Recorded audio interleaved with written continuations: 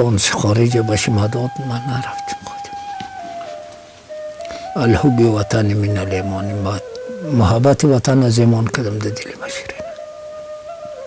خود چی کنیم که همگی وطن فروش شده، وطن پرست کس نیه، همگی جوان فروش شده. خود جوان خود ناموس خود در 100 دولت معامله کرد تا که خدا مرا از مصیبت خلاص نکنه. یاد شهر غزنی بود، اینجا روز عید بود، مادر بودن عید مبارکی ما گفتم بخشی آمدین بچه میته روز عید قربان بود. پدر یک را دیدن تو ما گفتم مردم اعتبار نیه، مردم رقم گفت نه آقای تو سرشناسی برادر چطوری؟ ما گفتم پشت زو گبا نگردین بچیم، یک دقیقه برو نشین از خانه کمی میمانا رو ما رسخت کن باز ما شما رو میرسونم. دیگه میگه موتر اسکیل غرس کرد. ما گفتم کیه؟ گفت غازیه. دیگه از دانی ما یک چیق برو شد. ما گفتم شهادت شما مبارک باشه. گابی مرا قبول نکردیم. اما دوم پیله چای خالی میکردم که یک بیادرش اینجا یک بچه کٹه ما مانده، او خود بالا برده زد اینجا، زبانش بسته شده و گنگه شده.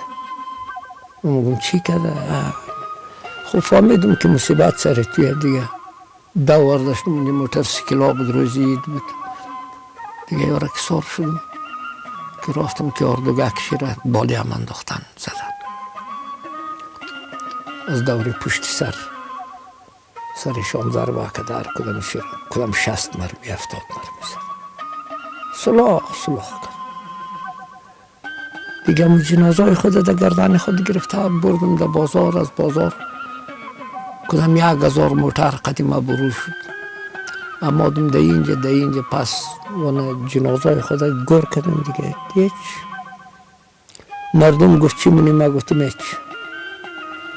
گفت چی؟ ما گفتم یک قصد که کت چی کرد. خب مرا من میتر حساب کدی خدا سری ما ورده بود یعنی روزه.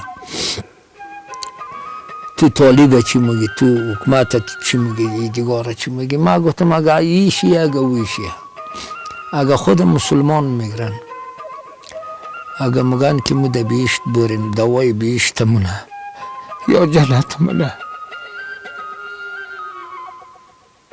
قاتل خیلی ده بیشت مره،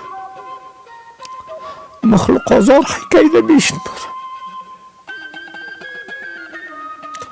ما اردو سره مگم که از خدا بترسین، از رسول بترسین، نکن برادر کشی دیگه. تا که خدا باشد چی مانده؟